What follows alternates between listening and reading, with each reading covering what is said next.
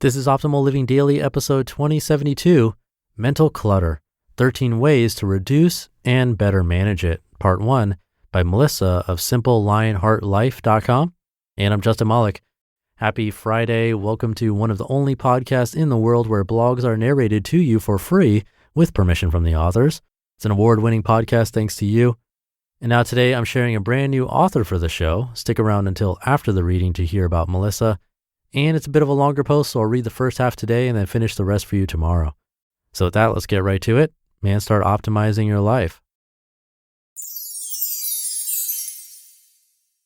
Mental Clutter, 13 Ways to Reduce and Better Manage It, Part 1, by Melissa of SimpleLionHeartLife.com.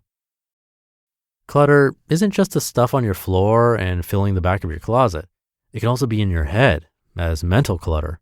The thoughts, ideas, feelings, reminders, to-dos, lists, etc. floating around in your head, taking up your precious time, energy, and mental space. Today's post is all about mental clutter, what it is, and simple ways to help reduce and better manage it in your life. What is mental clutter? Quote, clutter is found in so many shapes and sizes. We can find it on our kitchen tables, under our beds, in our cars, and in our heads. Katrina Mayer. Mental clutter is anything making your mind feel overfull, distracted, overwhelmed, frazzled, and stressed out. The thoughts, ideas, to-do lists, things to remember, emotions, etc., adding to your mental load and making you feel like it's just too much. The impact of mental clutter. The problem with mental clutter is it adds stress to your life and can leave you feeling overwhelmed, anxious, frazzled, and even burnt out. Carrying too much mental clutter can slow you down, leaving you feeling less productive and less focused. Your brain is working so hard to keep up with all the mental clutter, you might even start missing things, forgetting things, making mistakes, or making poorer decisions, simply because there is so much clutter weighing down your mind that you can't function at your best. Finding ways to reduce and better manage mental clutter not only helps reduce stress and increase productivity and focus, but it also creates space for you to feel more peaceful, calm, and content. You might even feel happier overall when you clear some of the mental clutter and develop habits to better manage it moving forward. Motherhood and mental clutter. The transition to motherhood was when I noticed a big increase in the mental load and the mental clutter I was carrying. There's so much to keep track of, remember, do, monitor, etc., that it can feel really overwhelming. But no matter what season of life you're in, mental clutter doesn't have to get the best of you. Use these 13 simple tips, strategies, and techniques to start reducing the mental clutter you're carrying and learn how to better manage it moving forward. How to reduce and better manage mental clutter. Number 1, brain dump. The quickest way to reduce mental clutter is to literally get it out of your head, and a brain dump is the perfect way to do that. Grab a piece of paper and write down everything and anything that's currently in your head and on your mind. Don't worry about making a neat and tidy list just yet. Instead, focus on getting everything out of your head and down onto the paper. A brain dump gives you a place to keep everything you were carrying around in your head so you can stop carrying it around with you. After getting everything down onto paper, you can sort through what you wrote down and organize it. Make a list of all the things you need to do. Add things to remember to your calendar. Make note of things you need to spend time thinking through or processing. And most importantly, cross off anything that doesn't need to take up your time or mental space. Number 2, use a prioritized to-do list. Next, use the information from your brain dump to make a to-do list. But the key to using a to-do to manage and reduce mental clutter is to keep it simple, realistic, and prioritized. Make an actual list, digitally or on paper, rather than mentally keeping track of what needs to be done. Remember, the goal is to reduce mental clutter, so get those to-dos out of your head. Start by organizing every to-do from your brain dump in order of priority, starting with the things that need to be taken care of ASAP. Then start scheduling when you'll do each task. Prioritize what's essential. Remove or put off the things that aren't essential right now. This helps you focus on what needs to be done now and let go of what doesn't need to take up your time or energy right now.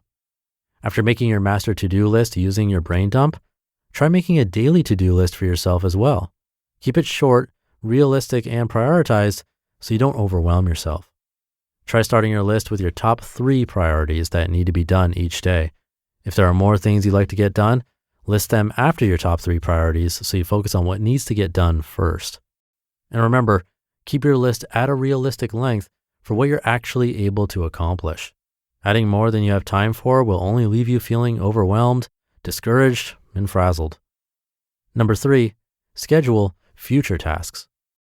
Another great way to reduce mental clutter is by scheduling future tasks that don't need to be done immediately in your calendar. Include all pertinent links or information with the task scheduled in your calendar for when it needs to be completed. Scheduling tasks you don't need to do right now is a great way to get them out of your head now so they aren't taking up mental space unnecessarily. When you do need to do the task, it'll already be scheduled with any information you need to get it done, ready and waiting, making your life easier in the future as well. Number 4, keep workspaces clutter-free. Cluttered spaces can make focus and productivity difficult, making it hard to work efficiently and adding stress and frustration to your day.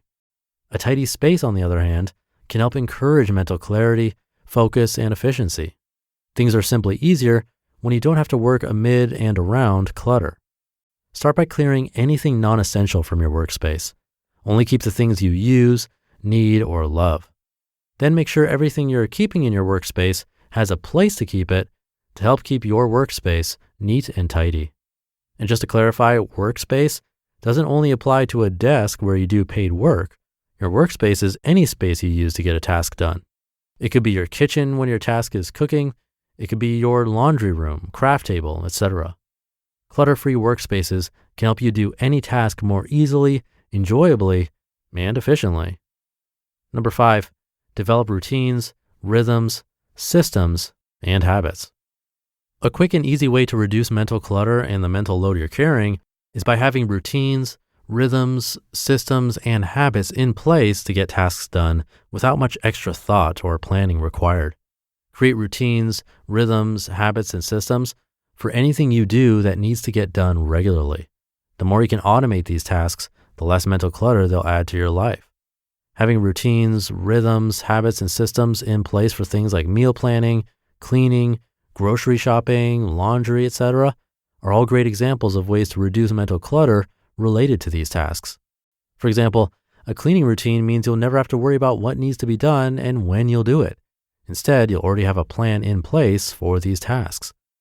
Developing a master grocery list is a great system to help make grocery shopping faster and easier without having to worry about mentally keeping track of the basics you need each week.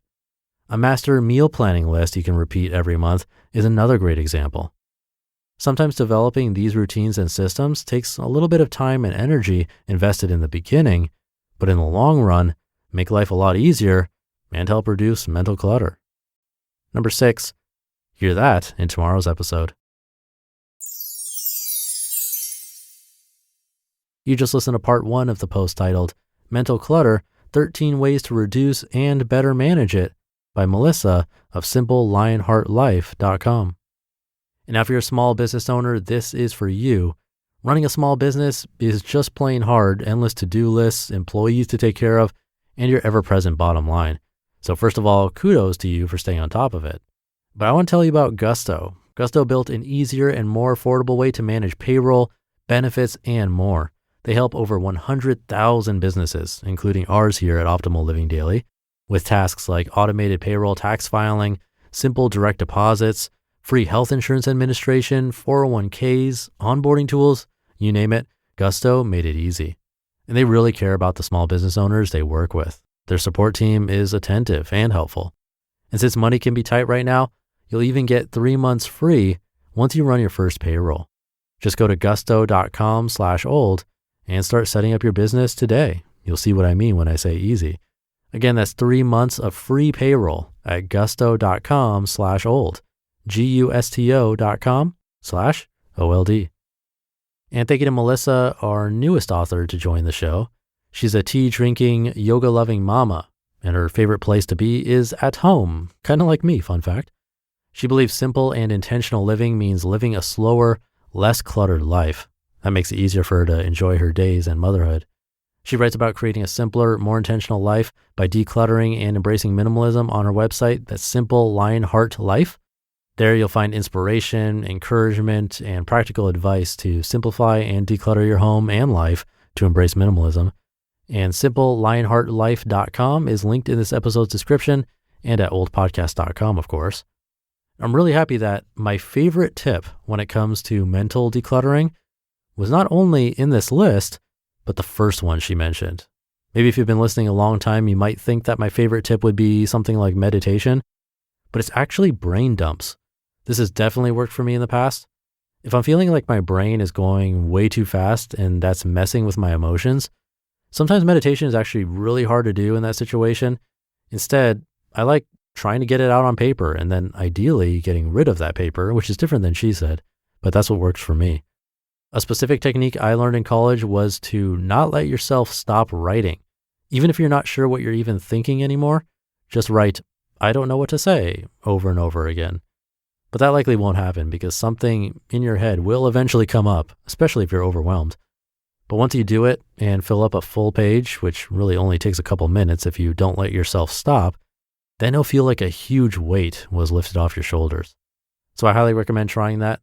But we'll hear more tips tomorrow. So with that, thank you for being here and listening every day. And I'll be back tomorrow to finish up this post where your optimal life awaits.